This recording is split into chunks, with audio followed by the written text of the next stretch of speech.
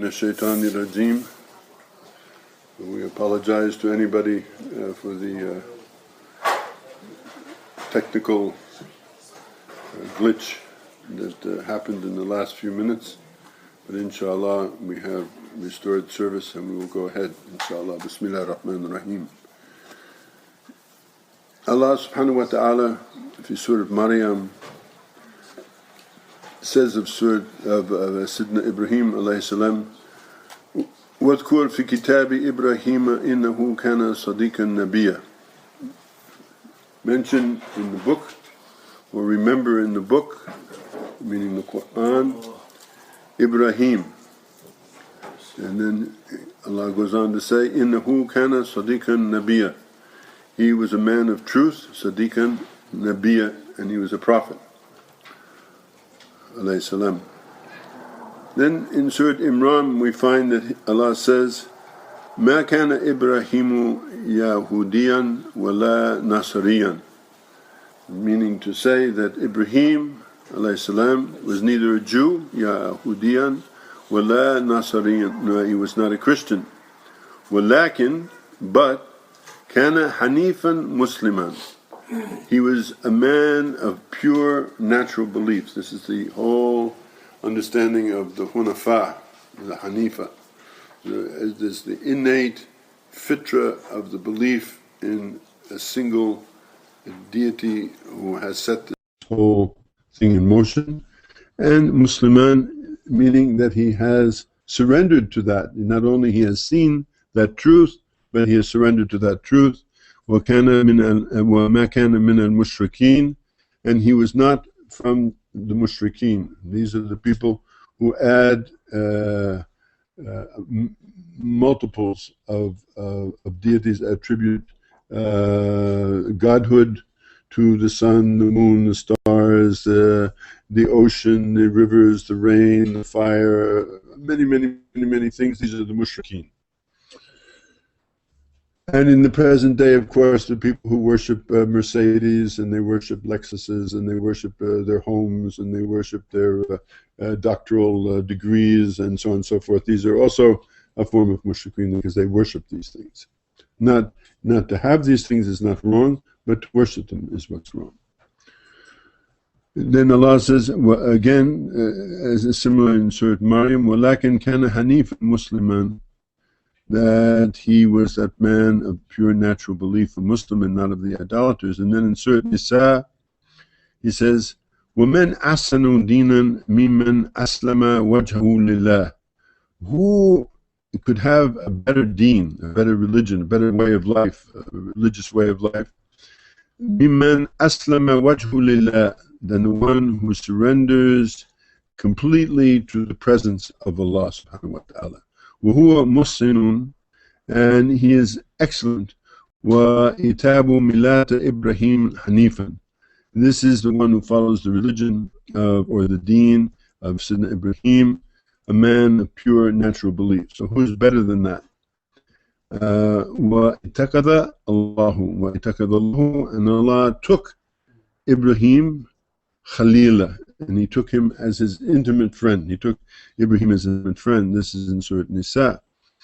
And then Allah says in Surah Al-An'am, Kul innani hadani Rabbi, my Lord has guided me, ila siratim mustaqim, to the sirat, to the straight path, dinan qiyaman, a well-founded or a strongly based deen, milata Ibrahim, the religion of Ibrahim, Hanifan, again the word Hanifa, a man of pure natural belief, وَمَا كَانَ مِنَ الْمُشْرِكِينَ, and again Allah makes clear that we understand that he was not one of the idolaters. So this is what Allah has said regarding, among many things, because the brother Ahmed in the beginning read a long, many ayats about Ibrahim. But these are the crucial things of what he's saying, that this man Ibrahim was not a Jew, he was not a Christian, but he was a Hanifan and a Muslim in the sense that he had surrendered to Allah subhanahu wa ta'ala, and that he was not a mushrikeen, that he did not add many quote unquote gods we can use that word, to worship, but that he only worshipped the one Allah subhanahu wa ta'ala, the one deity who created all of the world. And he mentions this over again in different places. But the main thing he wants us to understand Allah is that this Ibrahim was not a Jew, he was not a Christian, he was a Hanifa, he was a Muslim. His deen was qa'imah, it was strongly grounded deen, and that he was a man of pure natural belief and never an idolater. So, this is what Allah is saying. So let's go into the history and try and understand the biography of the life of Sayyidina Ibrahim alayhi salam. In the time of the youth of the Prophet Ibrahim alayhi salam, idolatry and corruption were widespread. They lived in the bottom of what's called the Fertile Crescent. This is where Babylon and Ur and these ancient cities were, which were filled with shirk. They were filled with belief in multiple gods. They were filled with idolatry and so on and so forth like that. This is the atmosphere in which he grows up. Now, the people who have looked deep into his life feel that he originally, that he came from a nomadic tribe from the inside deserts of the Jazeera, and that they had migrated to these cities because of a drought or something like that.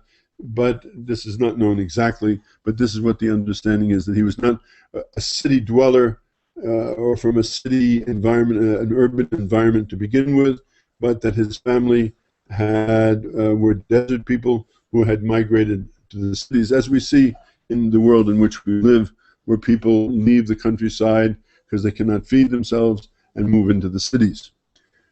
And as I say, at this time, in those places in Babylon and Ur and the various other cities, the people worshipped idols, and these idols were made for the most part out of wood or out of stone, and they represented, starting with the larger things, the sun, the moon, the stars, and other natural phenomena like fire or water or air or earth. And we find remnants of that throughout the world in the people who are polytheistic people. This is not, it's still going on today. Also, in that part of the world, which is very important to understand, was that the king was also an object of worship. And we find that today, like in some of the Buddhist countries, where the king is almost taken as a deity. But in those it wasn't almost taken as a deity, the king was a deity in himself, as a representative of the force of what we would say in the Asma al-Husna, Ya Malik, O King. But O King, speaking of Allah subhanahu wa ta'ala, not of an individual human being. In the days of Ibrahim's youth, salam, Babylon was ruled by an evil king. That is an evil king. You understand what that means easily enough. And his name was Nimrod. Remember, Nimrod. And from whom, due to his practice of magic, sihr, many haram activities became prevalent in that, including all these sciences of the following the stars and many different things that he himself was a magician as well as a king. And the people of Babylon, as I say, literally they worshipped Nimrod. And anyone who refused to believe in the gods or refused to worship Nimrod himself, they were put to death. That was the penalty for disbelief. The priests themselves were astronomers. Well, I should say also ignorance in the society was divided into very much into tiers, just the way the society in America or any other places into tiers. There were the people, majority of the people who were ignorant people who really didn't know what was going on. They didn't really understand what was going on, so that had to be interpreted by people who were called priests. And these priests, today they're the media and so on and so forth, they interpret, something happens, they tell you what happens. You turn on your television and they tell you this happened and this is what it means and this is what it's about and so on and so forth like that. These are called priests. But in those days, these priests were astronomers and astrologers. And they maintained the records of the movements of the planets. They created small observatories in each of these cities where all of these things were very carefully followed in the sky, because all of them had significance as to what planet was where and how it was and what it was in relationship. And this planet was in relationship to this planet, and they were in this constellation of the stars, and this meant this and this meant that. These people, that was their science. And as priests of the state, they enjoyed a very prominent place in the society, as they do in this society. Also, we have the people who are great professors in the universities or heads of think tanks or of all of these types of things. It's a similar thing. This thing has not gone away. So I mean to say, though it existed many thousands of years ago, the same system exists in the present time. And they were well paid for the work that they did, because that was the way that people were controlled. And few of the people had any or little knowledge about Allah. And I use the word Allah, they didn't call it Allah, but we mean Allah, meaning that which had created all of this. All of this had come from one place, that was from Allah. They had no understanding, or very little understanding, of this concept, just as the people of Mecca had. They had a God called Allah, a sky god called Allah, but that's not what we mean. We mean the understanding that all that you can see, all that you can know, all that is, everything has come from Allah subhanahu wa ta'ala, from that. So they had very little knowledge of that, and they had very little knowledge of the teachings of Allah, which have been brought and taught, as you can remember from our earlier talks, first by Adam alayhi salam, and then by Nuh alayhi salam, and by his son Sham, just as Adam's teachings have been propagated throughout India by Shaykh, who is buried in Lucknow, or near to Lucknow in India. These are the Brahmanical teachings. These were the teachings of Adam alayhi salam, which can be under the framework of the words in Sanskrit, sub-ek, he is one, which is the same as saying kul hu Allahu ahad. This is the teachings of Adam. This was propagated by his wasi, his deputy, who was his first, was his only singularly born son, because Adam's all, remember in our talks, all of Adam's children were born as twins, so that that's how the marriages took place between one generation and one set and another set and so forth. But Seth, or Seth, as he's called in the Bible, was the propagator of those teachings. He moved to, in the course of time, moved to India, and he propagated the teachings which became Brahmanism, and from that Hinduism and all of that. But in the original thing of Advaita Hinduism, or singular Hinduism, which was the idea of sub-ek in Sanskrit, Allah is one, or the God is one. So, in the same way, these teachings were continued by Nuh alayhi salam, the Prophet Nuh alayhi salam, and by his son Sham, or Shem, or Sem, depending on where it is. He is the father of the Semites. This is the father of all of the monotheistic religions we call Semitic religions, depend from the teachings of Shem, who learned them from his father Nuh alayhi salam. Now, the Prophet Ibrahim alayhi salam was the son, and this there's a lot of discussion, so please bear with me and try and understand this discussion.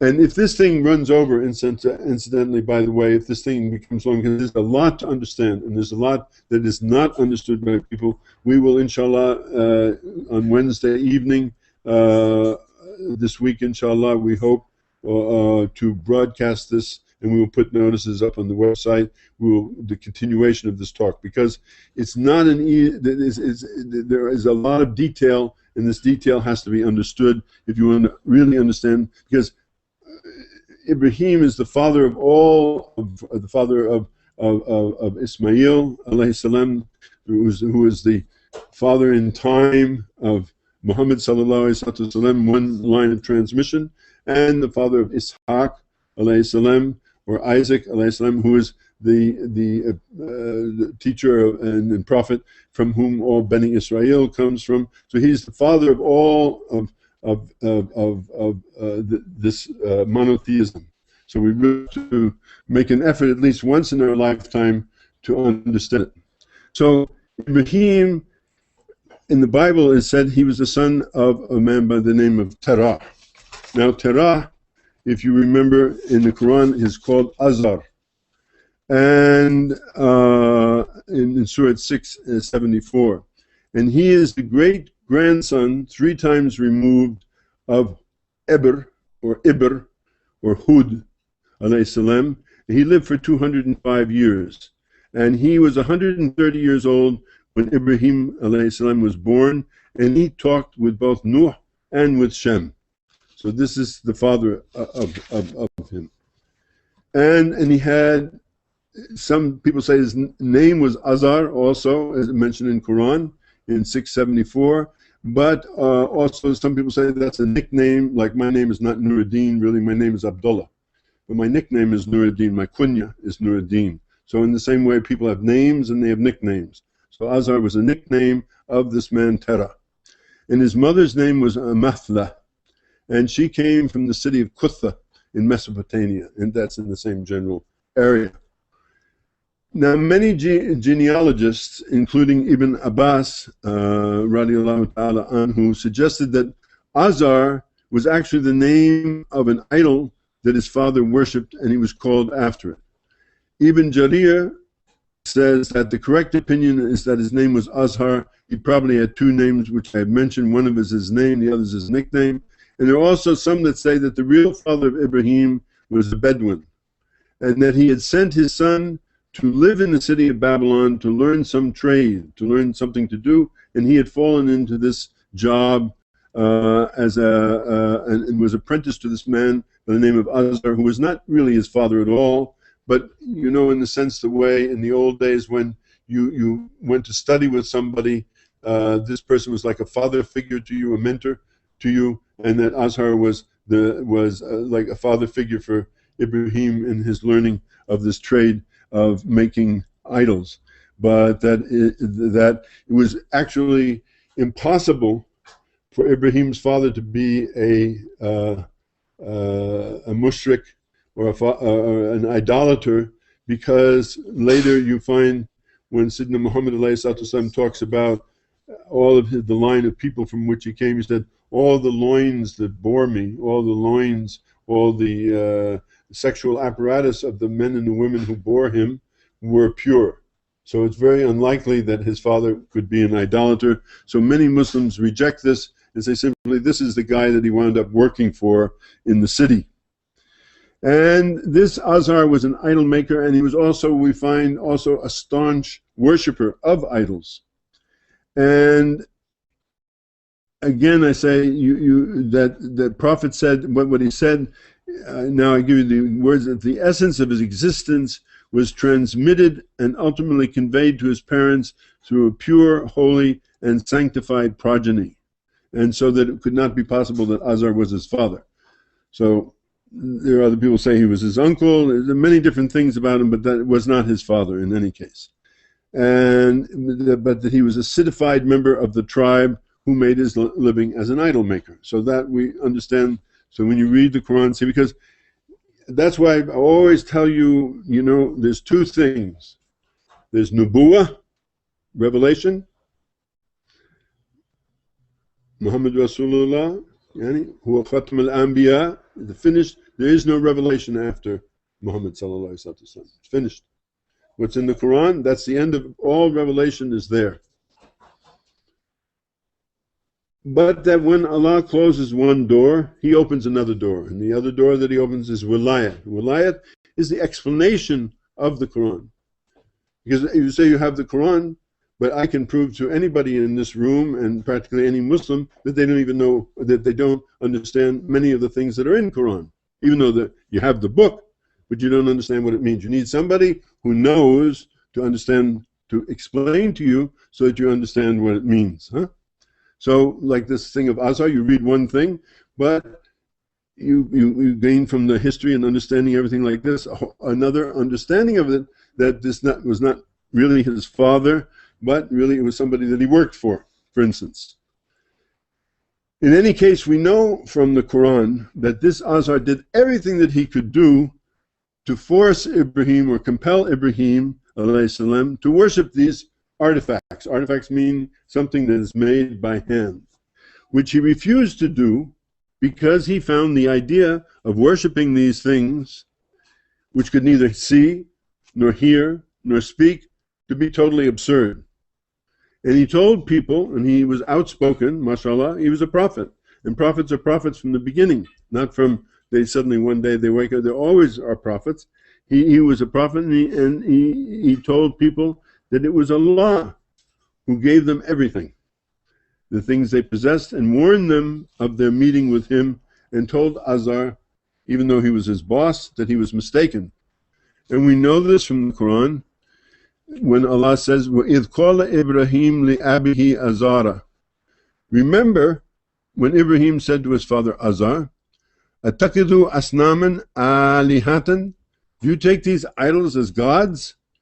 إِنِّي أَرَاكَ وَقَوْمَكَ فِي ضَلَالٍ مُبِينٍ. I see that you and your people are misguided, clearly misguided.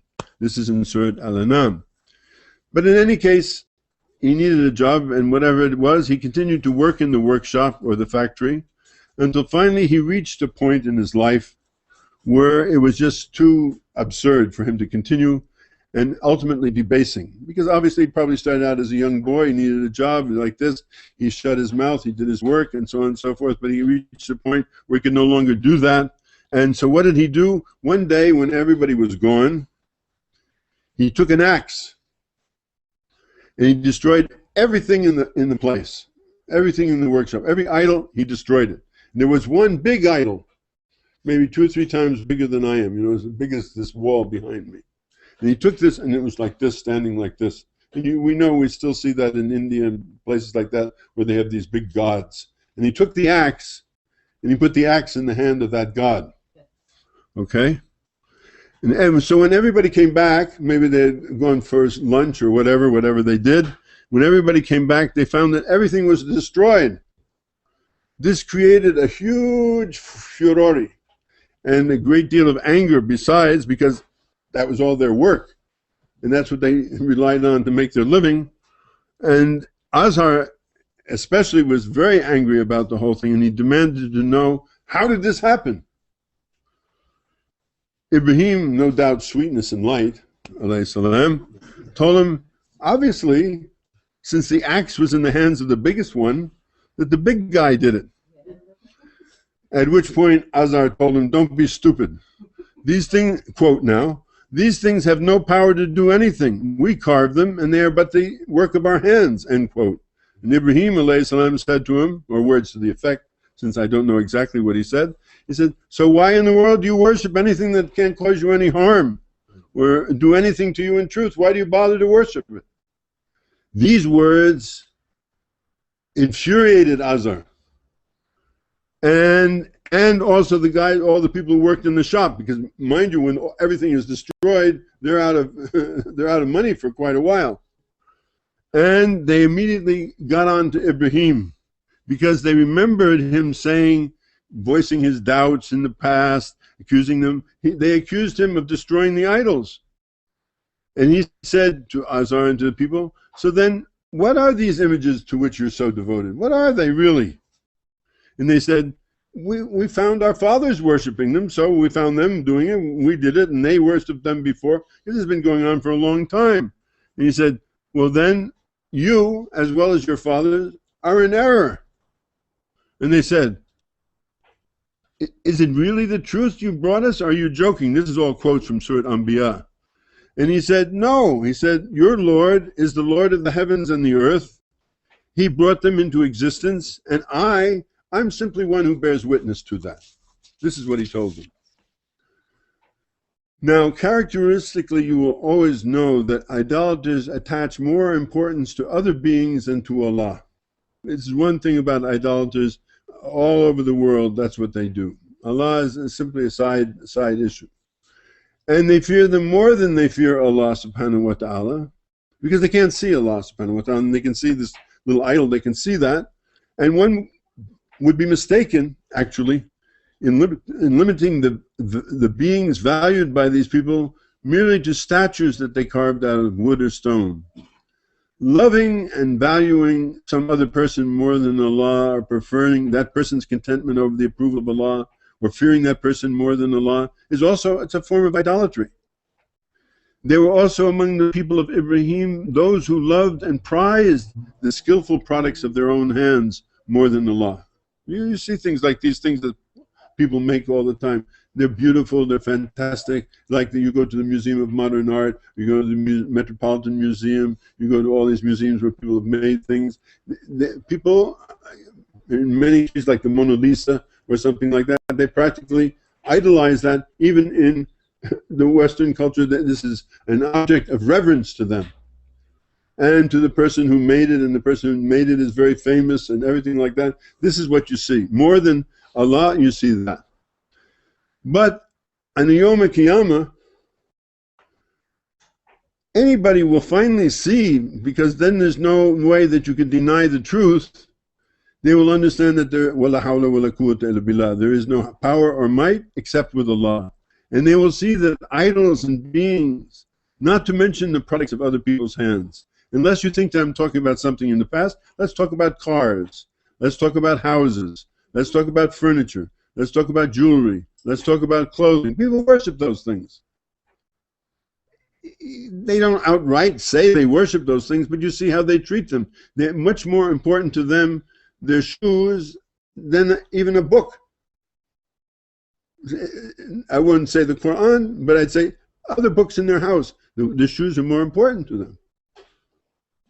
Their car is certainly more important to them. I mean, the guy who drives an old, Gorilla or Corolla or whatever it's called, Gorilla, I don't know.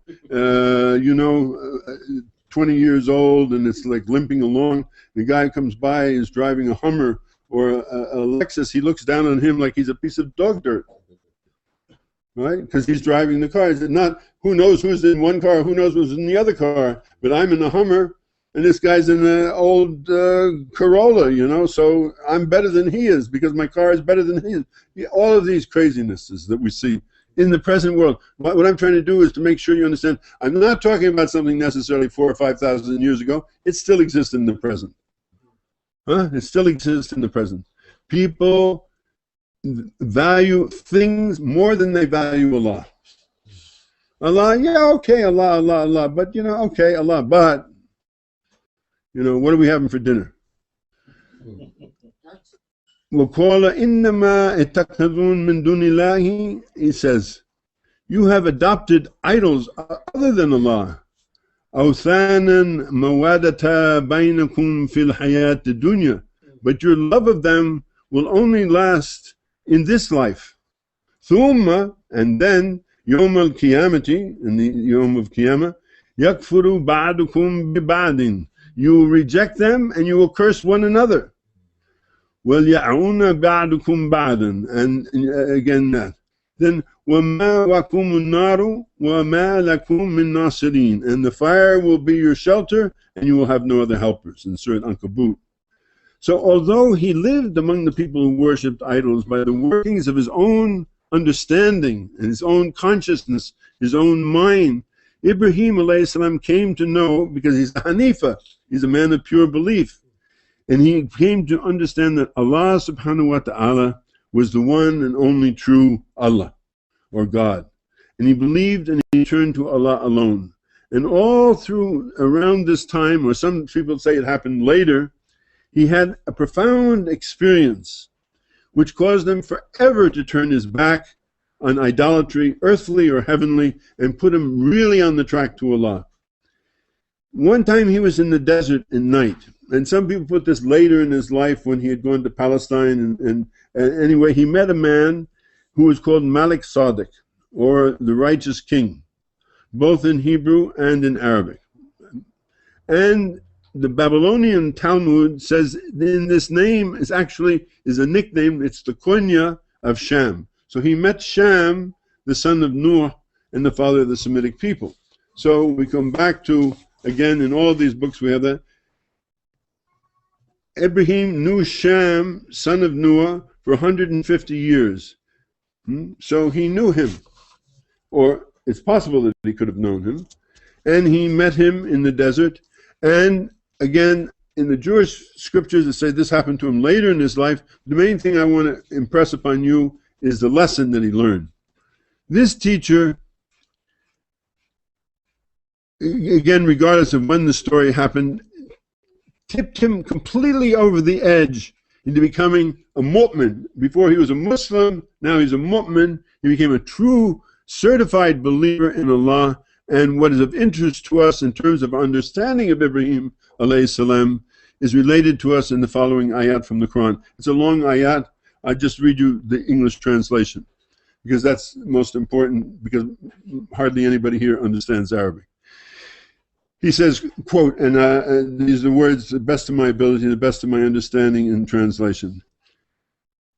And so we gave Ibrahim his first insight into the mighty dominion of Allah over the heavens and the earth, so that he might become one of those who are inwardly sane, inwardly sane, or inwardly sure.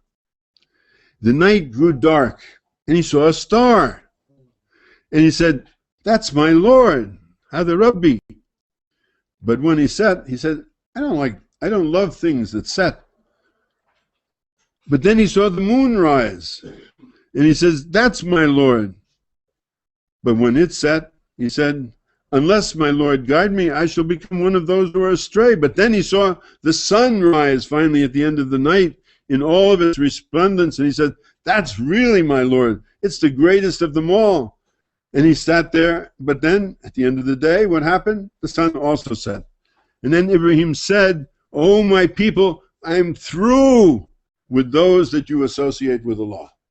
In other words, these are the greatest signs of Allah, among the greatest signs of Allah, the stars, the moon, and the sun. And what he came to, and these, when people worship things, these are the highest things that they worship. They worship these things. And he sees that they come and they go. So how could that be Allah? Allah doesn't come and go. So he says, "I'm through with it." And from that time on, he's a different person. Now, there's an important lesson for believers, those people who are believers here, to learn from the story of Ibrahim, which is that if one can surely and easily, if one is open to seeing and understanding, grasp the existence of Allah subhanahu wa ta'ala by reading what we will call the holy book of nature, or what is called in Arabic Quran Takwini, yani the Quran that is created, like looking at the natural things, looking at the ocean, looking at the stars, looking at the mountains, looking at anything, the trees, the bees, whatever you want to say. By looking at these things closely, the creation of Allah, or the holy book of nature, you can understand Allah. Again, he says in Surah Baqarah, the meaning, "In the creation of the heavens and the earth, and the alteration of the night and the day, and the ships which sail the seas to the benefit of people, and the water that Allah sends down from the sky, and by which He brings the earth to life when it was dead, and scatters about in it creatures of every kind, and varying directions of the winds and the clouds, subservient between heaven and earth. These are signs for people who have intellect. Liqawmin yaqilun, the people who think. If you look at these things and think about them, these are signs for you." And he says, "Inna fi khalqi samawati wal ard wa khilafati al-layli wa nahari wa ayatin lil ulil albab." Truly, in the creation of the heavens and the earth and the alteration of the night and the day are signs for who? Li'ulil albab, the people of understanding, or the people of the gate. In the written Quran, this is the unwritten Quran, this is the Quran that is by his saying kun fayakun, takwini from kun, takwini, Quran takwini, but in the written Quran, Quran tadwini, from the diwan, from the word of diwan, or written, there are thousands of signs for the one who can see, and reading the book of Allah is a means of getting closer to Allah, because all of these things, Allah has taken all of this and put it together for us in such a way that if we read it, instead of leaving it on the shelf, we actually read it. He points us at this. Look at this. Look at that. Look at this. Look at that. Look at this life of this person. Look at the life of this person. Look what happened here. Look what happened here. Look what happened in this. Look what happened in that. If you really take this into consideration, these are signs that will increase your understanding. That's why we tell people, read! Read the Quran. Don't leave it on the shelf. Take it off the shelf. Open it up. Read it. Spend time every day. You spend time on so many things. Spend some time every day reading what Allah has said. Because it's the only thing that doesn't come from this world. It comes from someplace else. It comes from Allah subhanahu wa ta'ala. It's an extraterrestrial object, if you like. And the only thing that's on this earth that is not from here. And in it are these signs for people who will think about what Allah is saying. Not the things themselves and themselves are important, but what is Allah pointing to?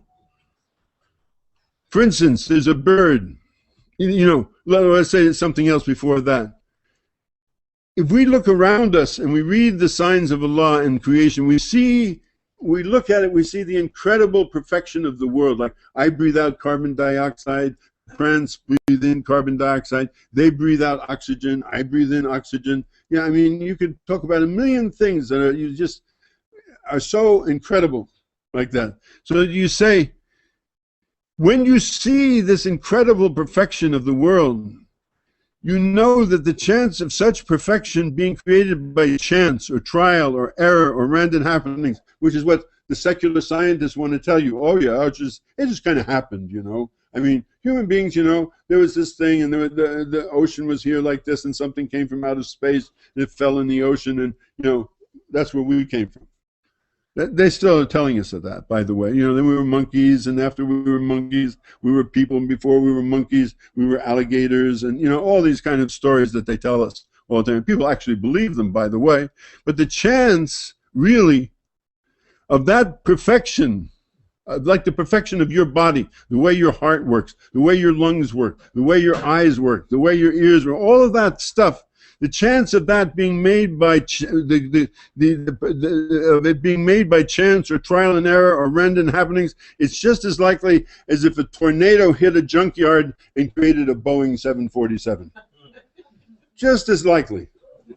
We got a junkyard down there, a tornado comes, boom, and at the end of it you have a 747. But people persist in believing that, and they teach it in the school. And I ask you people who are parents of children, please reteach your children every day. Teach them that Allah created the world. But anyway, you got to understand, because that's what they believe in. Look, for instance, there's a bird. It's called the bar-tailed godwit. Remember that, the bar-tailed godwit. It migrates from Alaska to New Zealand. From Alaska to New Zealand. That's 5,000 miles, roughly. In 9 days and 9 nights, regardless of snow, rain, hail, thunder, or whatever, it does it. Crosses oceans, cities, forests, deserts, and faces extreme cold and heat. It still keeps going. It flies more than 390 miles a day with no food, no water, or sleep for 12 days and 12 nights. How? How does that happen? Or let's take the bar-headed goose. I was looking up different birds, and so I came into bars. It comes from Alaska. It flies straight up, enters into the jet stream, a current of air that flows around the world at 1,000 miles a day, and it rides it all the way to Florida from Alaska at a height of 33,000 feet and minus 59 degrees Celsius. At that level, as you know, those of you, like the most of us who ride in airplanes, there isn't any oxygen. It's practically non-existent. But that bird survives and breathes with next to no oxygen. How? Or you take the ruby-throated hummingbird, tiny bird. It weighs 4 grams. And by the way, a teaspoon of sugar weighs 5 grams. It weighs less than a teaspoon of sugar. It migrates all the way from South America to the banks of the Mississippi. It goes straight across the Gulf of Mexico, 600 miles, and does it in 26 hours.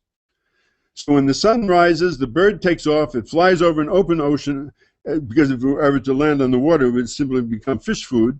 That bird keeps going and going and going, and it goes on the morning, the afternoon, the evening, the night, and eventually another day comes and it reaches its destination in Mississippi. And how is all of this done without losing direction or energy? How? Do you really think that Allah cannot feed the birds where they are, and that He has them fly thousands of miles just for food? Anyway, that's what I say. If you look at what's around you and you see it, you got to think about it for sure. And He says, Allah says, أَوَّلَمْ يَرَى إِلَى الطَّيْرِ فَوْقَهُمْ صَافَّاتٍ وَعَقَابٍ وَيُمْسِكُهُنَّ إِلَى الرَّحْمَنُ إِنَّهُ بِكُلِّ شَيْءٍ بَصِيرٌ. Don't they look at the birds above them with their wings outspread and folded back? Nothing holds them up. Nothing holds them up but the merciful, Ar-Rahman, and He sees all things. Surat Mulk. So everywhere that you look, and everywhere you can see the signs of the conscious, purposeful, focused creation of Allah, and that's what Ibrahim saw. And even if you don't have knowledge, or you don't have been given advice, by looking at things you will understand that there is a creator. Because how do these things happen otherwise? Like I say, a tornado is not going to make a 747. It's just never going to do it. It's made by a creator. And if you can understand that, and if you can grasp the power and the greatness of Allah, and the fact that Allah rules over everything, this is how Ibrahim, who probably had not been communicated with, he didn't go to school, that's for sure, how he had been communicated with, he saw these things and he grasped the existence and the sublimity of Allah subhanahu wa ta'ala through sincere and conscientious reflection on the examples that were set forth through that, and by his wise teacher Malik Sadiq, when he invited Ibrahim, look, my son, at the night sky. And look, just look. When he looked, the truth became clear to him. And from then on, he told the people that he separated himself from the false gods that they worshipped, including Nimrod the king. إِنِّي وَجَهْتُ وَجْهِي لِلَّذِي فَطَرَ السَّمَوَاتِ وَالْأَرْضَ حَنِيفًا وَمَا كَانَ مِنَ الْمُشْرِكِينَ. He says, I've turned my face to the one who brought the heavens and the earth into being, and I am a Hanifa. I am a pure being, believer. I am not an idolater. He says this in Surah An-Nam. So this led to, as you can imagine, the first of many things which happened with Ibrahim, a big clash between him and the king of Babylonia, because the word came, because he told the king, he says, I don't worship you. You know, you may think that you're a god, but you're just another human being like me walking around. Now, kings don't like to hear that. You know that. Neither do presidents or other people, but kings especially don't like to hear that. And this led to a final showdown where Ibrahim, where Nimrod, called Ibrahim alayhi salam in and asked him, if you are going to refuse to worship him, I'm going to cast you into the fire. And then there's many versions of the story. In this point, he's still called Abraham in the Hebrew Bible, versus Nimrod, and you can read this in the Midrash Rabbah or in any of the Jewish scriptural exegesis. And I've copied them all out here, actually in Hebrew, but I tell you, because nobody, I don't think here, maybe a few people understand Hebrew. He says, Ibrahim was given over to Nimrod, and Nimrod told him, worship the fire. And Ibrahim said to him, why should I worship the fire when the water puts out the fire? And then Nimrod told him, worship the water. And Abraham said to him, he says, if I worship the cloud, why don't I worship the cloud that carries the water? And Nimrod told him, well, then worship the cloud. And Ibrahim said to him, well, if I worship the cloud, why don't I worship the wind which scatters the cloud? And Nimrod said to him, worship the wind. And Ibrahim said to him, well, so I worship the human who withstands the wind. And And Nimrod said to him, you make words on top of words, and I bow to none but the fire, and I'm going to throw you into it, and let the deity to whom you bow down to come to save you from it.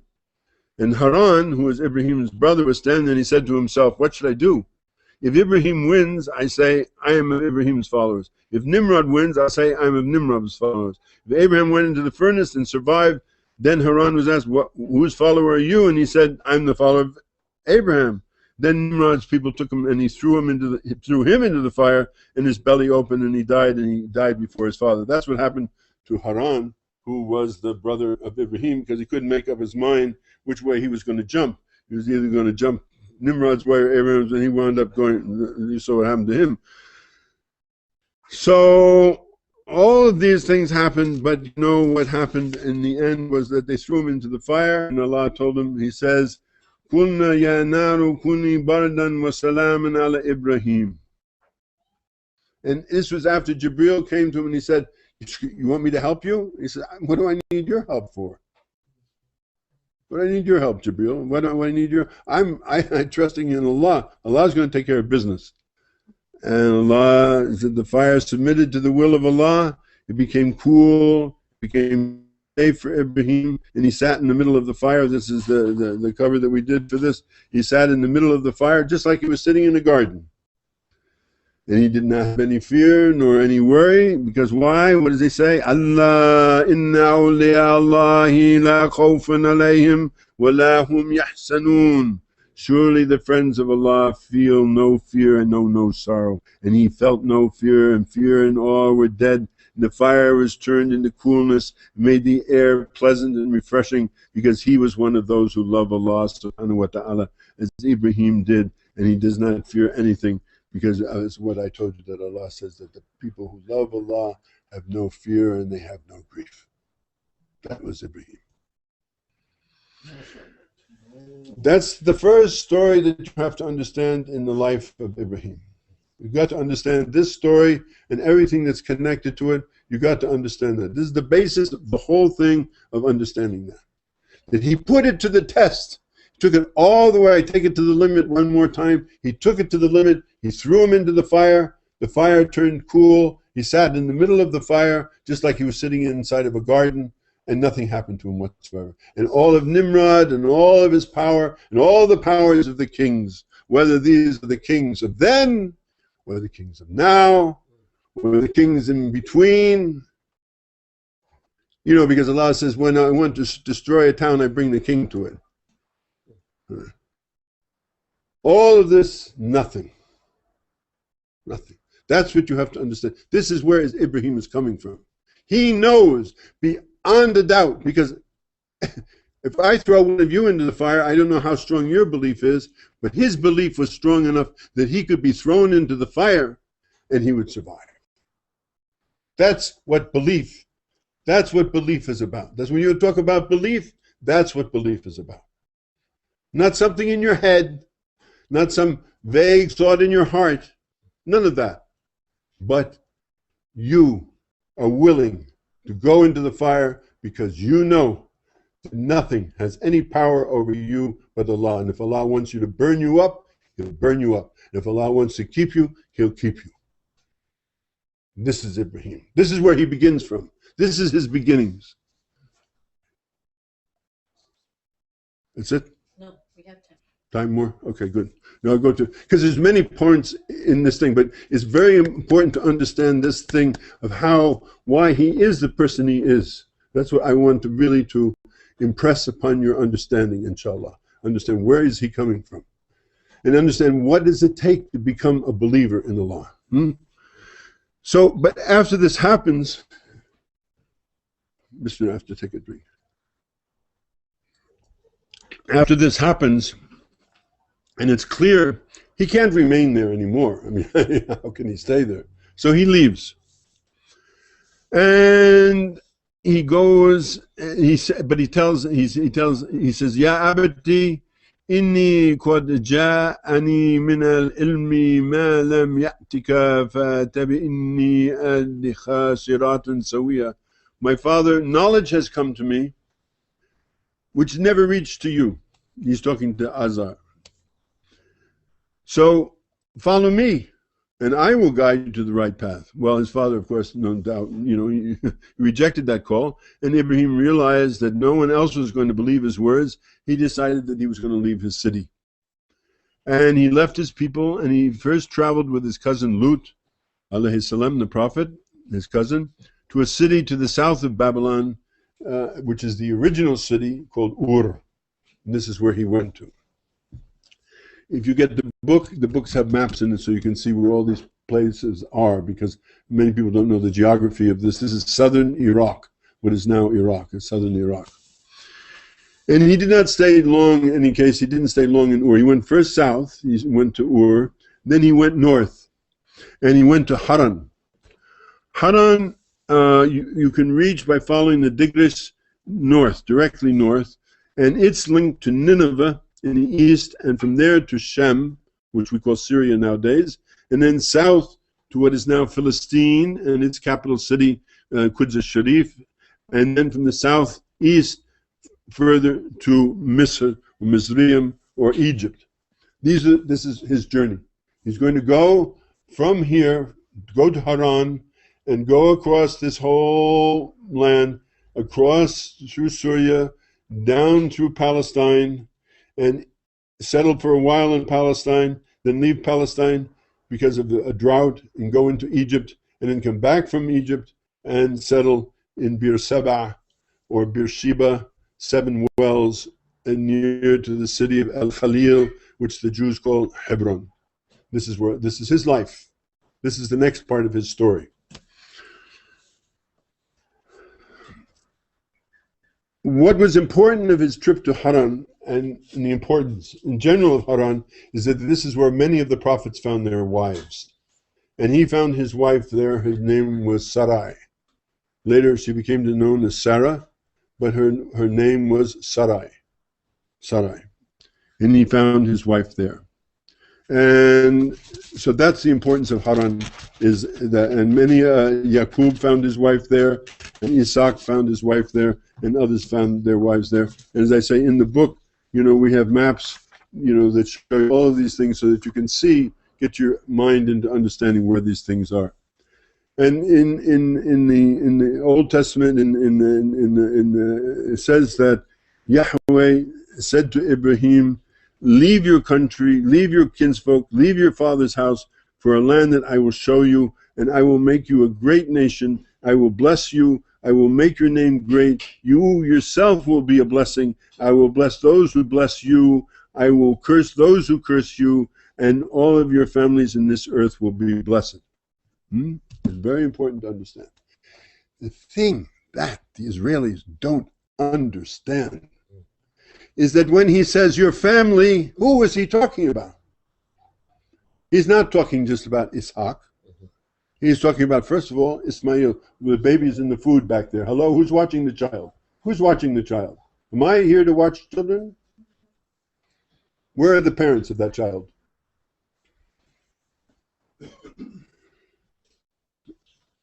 Now, this is what's important to understand, is that he is telling Ibrahim, I will make you blessed, I will make your children blessed, I will give you this land will be yours to all of your children. Who are all of the children of Ibrahim? Who are they? The children of Ismail and the children of Isaac, and we're going to get into that story. But this is what happens. These are the 2 of his children. What is wrong in the whole situation today is what we call Jewish exclusivism, which thinks that he's only talking to Isaac, alayhis salam, the prophet Isaac. And actually, when you go into the law of primogeniture, I don't know if you know what the law of primogeniture, which is, it means to say that the firstborn is the one who inherits. Who is the firstborn? Ismail. So Israel, what they call Israel, the land of the Jews, is actually the land of who? Ismail. But it's been usurped. I want you to get this thoroughly and completely in your mind to understand what we're talking about here. But I also want you to understand a very important thing, is that when Ibrahim died, that's much later in the story, who buried him? His 2 sons, Ismail and Ishaq, buried him. So this is the resolution. If you want to know the resolution of the whole problem of the Middle East, is what has to happen. The two have to become together and recognize each other. There has to be brotherly love between the two brothers. This is how I end. How do I end this whole thing? From this quote from Deuteronomy, from Leviticus. Allah talks to Beni Israel, and He tells Beni Israel, "You shall treat the stranger who lives with you as the native among you, and you shall love him as you love yourself. For you were strangers in the land of Egypt, and I am the Lord your God." That's what Allah says. That's the end of the whole story. I jumped to the end of the whole story. I'm actually finished. But a lot of things happened in between. But I want you to understand, it's a very important thing to understand. Because most people are brainwashed. And those people are brainwashed because remember what I've always said about the 85%, the 10%, and the 5%. 85% of the people don't know what's going on.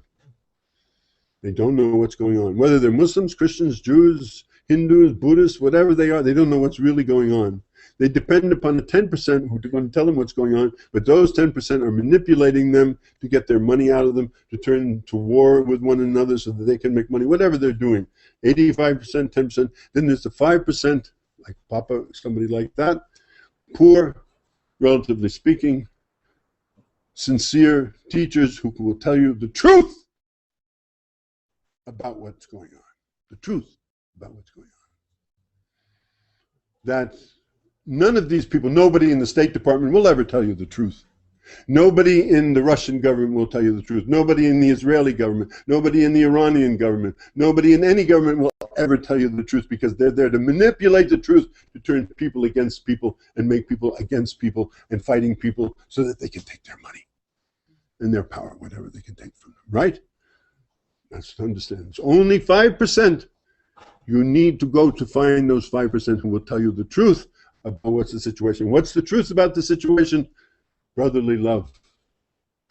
That's why Nelson Mandela and Bishop Tutu, in what they did in South Africa, are to be applauded and applauded and applauded by establishing, even though they haven't been perfectly successful, truth and reconciliation. That's what's needed. Truth and reconciliation. That's what's needed in the Holy Land as well. Truth and reconciliation. To bring an end to this terrible thing. The whole Middle East, truth and reconciliation. Because all of it is founded on a lie. Anyway, so he takes this woman, Sarah, or Sarai as her name was there, and he leaves. Haran is the home of Laban. Laban is the brother of Rebecca. Rebecca is the daughter of Bethuel, who is the wife of Ishaq, alayhis salam, who gave birth to a set of twins, Esau and Yaqub. Yaqub, who took the primogeniture from his brother Esau, and who later was called Israel. What does that also understand the story of Yaqub, please? Yaqub alayhis salam later spent 20 years in that city of Haran, working for Laban, and took the daughters of Laban, Leah and Rachel, as well as two of their servants as handmaidens. And Rachel, or Rahel, was the mother of the Prophet Yusuf alayhis salam, who was sold into slavery into Egypt, Misraim, and his younger half-brother, younger full brother, Ibn Yamin, the son of the right, or Benjamin as they call him in English, and his 10 older brothers who were born from the wife Leah and the other servants. All in all, this is a very complicated story. It is all of this. Here's where all of the 12 tribes come from. The 12 tribes of Ismail, because Ismail had many sons as well. The firstborn son of Ibrahim and his wife Hajar, who originally was a servant of Sarai in Egypt, and the 12 tribes of Israel were derived from the prophet Ishaq, and the second-born son, who was born from Sarai, or Sarah, who she came to be known after the phylloxeny of Ibrahim, and both Ibrahim when they were at an old age, but again, more of that later. So all of those cynics who think that this is something that they disdainfully, they say, oh, well, that's just Bible history. Bible history? That's what's driving the world today. Bible history. This Bible history makes this world turn around, makes the wars in the world, makes the fighting, the killing, and all this stuff. This is where it comes from. You've got to understand this story. This is not a story that you can just put to the side and say, oh yeah, this happened a long time ago. This is old Ibrahim, and and this and that and so on and so forth. This story is alive and well, driving the world. You must read the book, read the Tanakh, the old Hebrew Bible. Read it.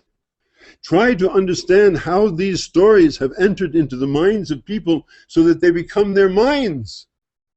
And by becoming their minds, dominate the world in which we live in, to the point where people are turned into enemies of one another instead of brothers of one another.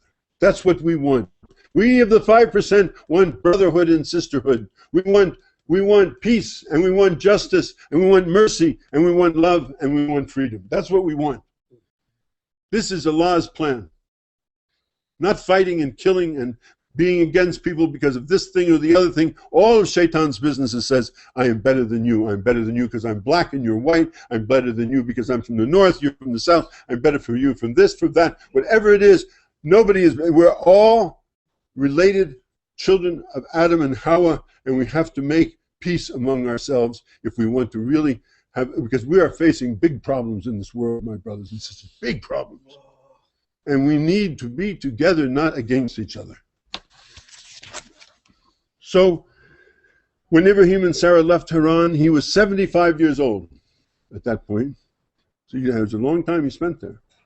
And they went, first of all, to Palestine and to its capital city, which was called Salaam at that point, which became Yerushalayim, or Jerusalem in English. And in here, many of the righteous scholars say that Ibrahim then, at that point, is when he came into contact with Malik Sadek, who was the king of that city. I myself, I'm more in favor of the other exegetes who say that this was a wise man that he met in the desert earlier on, because it explains how he came to this understanding. This is a very, very important. He had already understood that. He didn't have to understand that lesson some 60 years later or 55 years later when he comes to Palestine, and then he gets the lesson from Malik Sadek. I believe, along with many exegetes, that this was a much earlier experience of Ibrahim, which really changed his life forever. Time? How many minutes? 15, is it? Huh? 12:30. Okay, all right. Okay, so it was in Palestine that, according to Tanakh in Genesis 12:7, that Yahweh or Yahweh or El came to Ibrahim and he said, again, he tells him, to your progeny. What does progeny mean? What does progeny mean? Your children. To your children, I will give this land. This is the promised land. This is called the Holy Land, whatever you want to call it. This is the promised land. I will give this, because he promised him, I will give you this land. And he built an altar and he worshipped him there. This is in Genesis 12:7. This is one of the first of the experiences where he actually confronts Allah.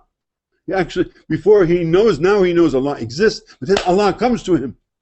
Just as he came to Musa in the burning bush, just as he came to the Prophet ﷺ when he went to the heavens, and he went to that where he finally comes into contact with him.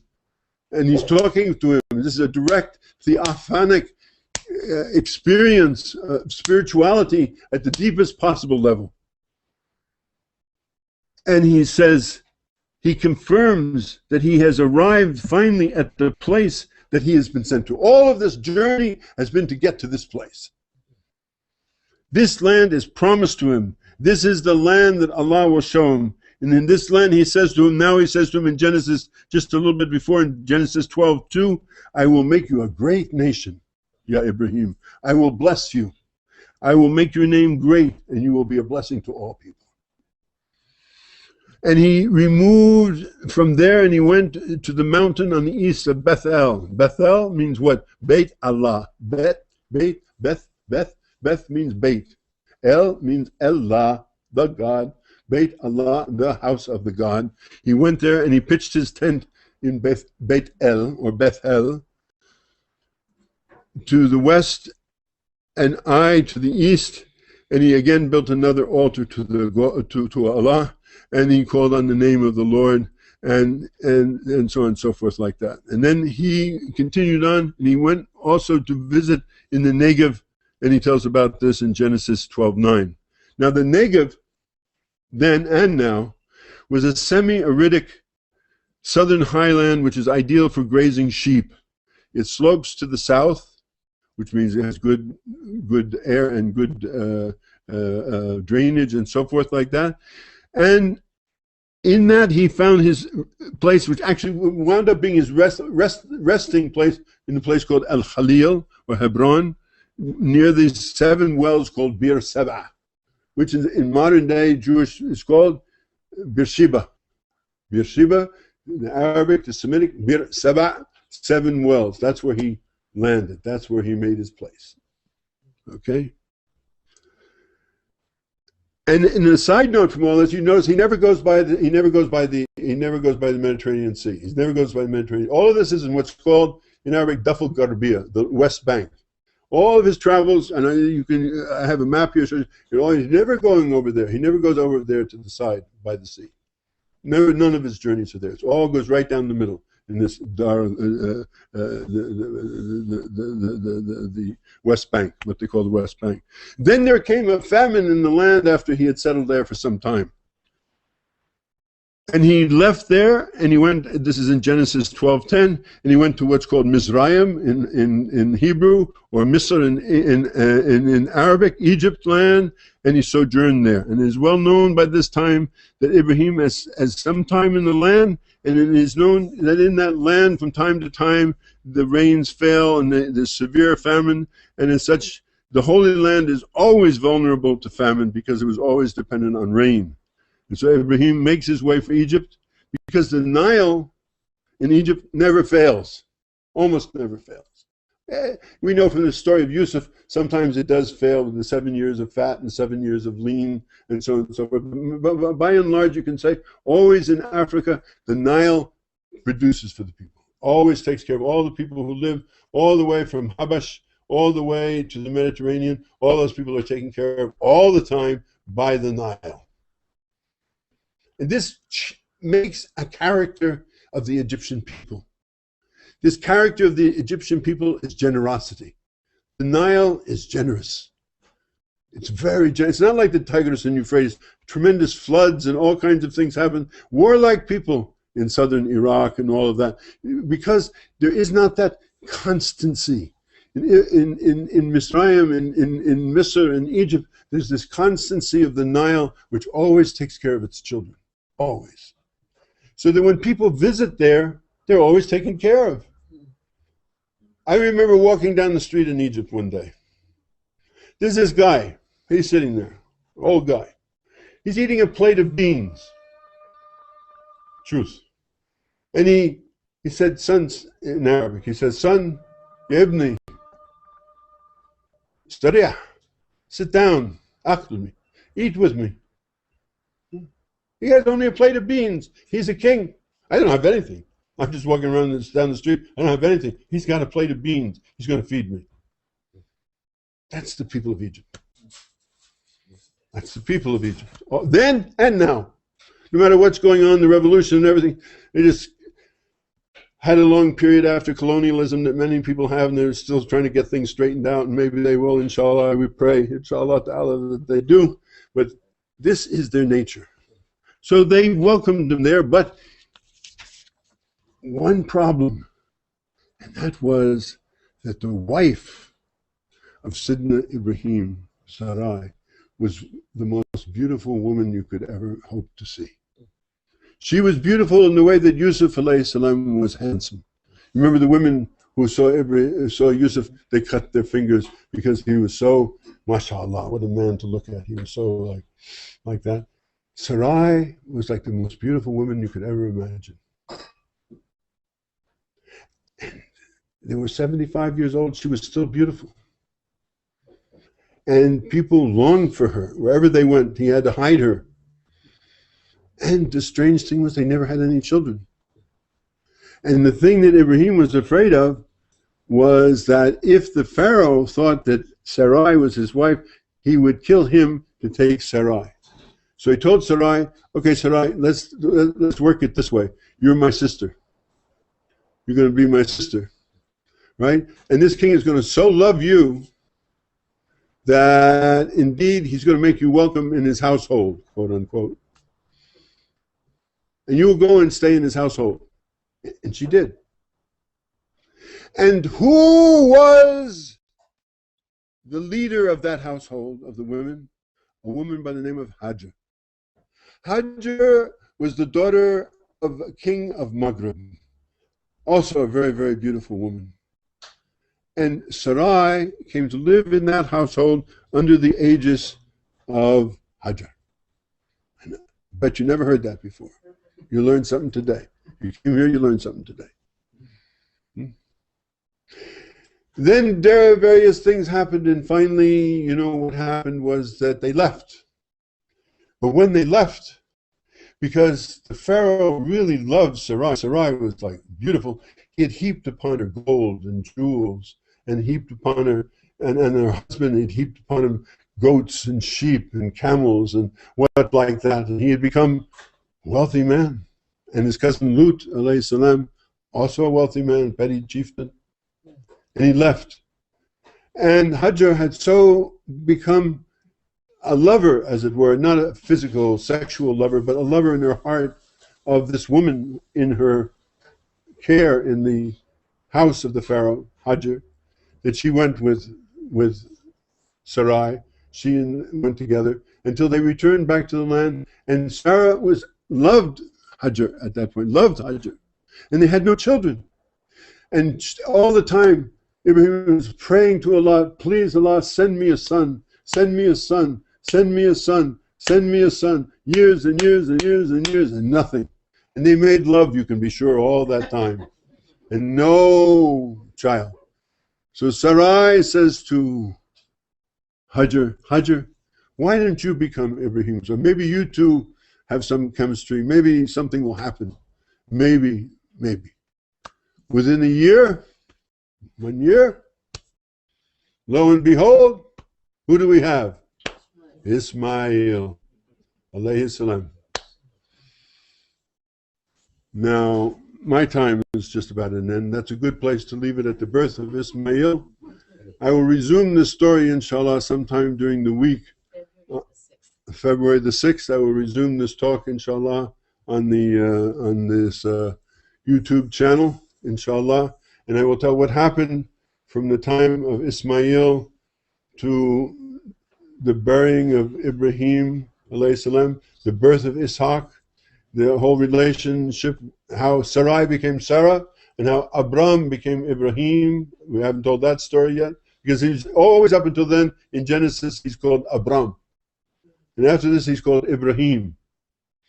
And Sarai is called Sarai all through the story. You read in Genesis, she's called Sarai.